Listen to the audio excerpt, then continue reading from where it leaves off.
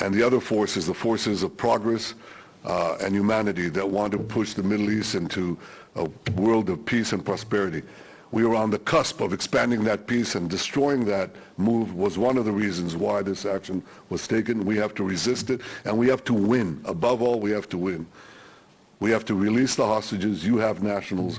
Understand that, I know you do, that we have their children, babies, women, elderly, Holocaust survivors, and your nationals. And we have to work together in every way possible, and we're doing that, to get them back. I appreciate the fact that you also sent some military forces into the region. We discussed practical cooperation on many fronts, and I value that very much.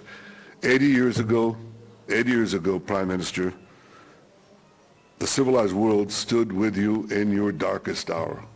This is our darkest hour. It's the world's darkest hour. We need to stand together, and we want to win.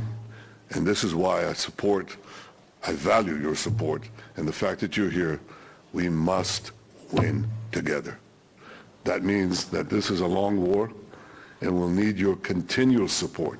There'll be ups and downs, there'll be difficulties. The people here are united. They're prepared to take the necessary action. I've never seen the people of Israel as united, more united than they are now. But we need that unity across the board and continuous support as we prosecute and win this just war against the modern barbarians, the worst monsters on the planet. Thank you, Rishi, for coming here. Well, Prime Minister, thank you for your warm words and for welcoming me to Israel.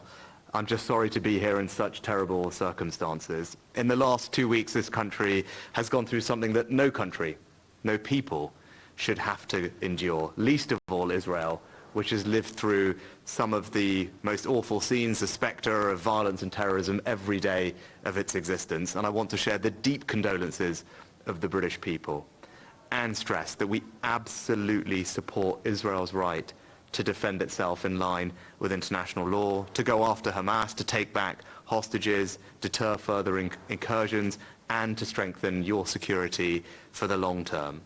Now, I know that you are taking every precaution to avoid harming civilians, in direct contrast to the terrorists of Hamas, which seek to put civilians in harm's way.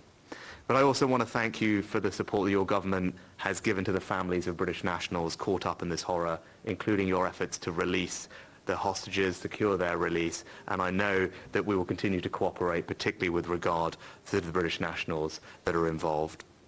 Can I also say that we have seen the scenes over the past day that have shocked all of us, particularly at the hospital, and we mourn the loss of every innocent life, civilians of every faith, every nationality who have been killed. And we also recognize that the Palestinian people are victims of Hamas too. And that is why I welcome your decision yesterday that you took to ensure that routes into Gaza will be opened for humanitarian aid to enter. I'm glad that you made that decision. We will support it. We're increasing our aid to the region, and we will look to get more support to people as quickly as we can. The last thing for me to close on is this. You describe this as Israel's darkest hour. Well, then it's for me to say I'm proud to stand here with you in Israel's darkest hour. As your friend, we will stand with you in solidarity. We will stand with your people, and we also want you to win. Thank you. Thank you. Thank you very much. Thank you.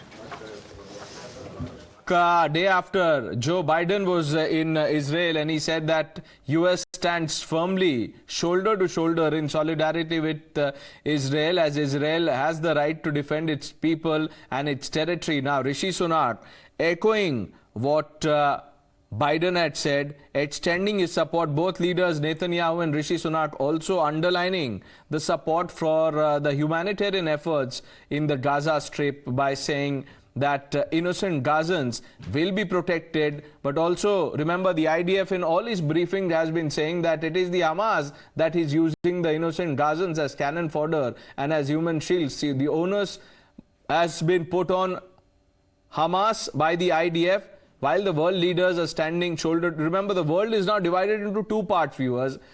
The Arab world wants Israel to pay for what it has done in Gaza. The hospital strike has divided the world in two halves. Arab countries, including Iran. Iran is now demanding sanctions against Israel. Then you have Egypt that wants penalties imposed on Israel. On the other side, you have France, you have UK and the United States sending out an unequivocal message of support. And you heard Rishi Sunak there once again underlining the commitment of the UK government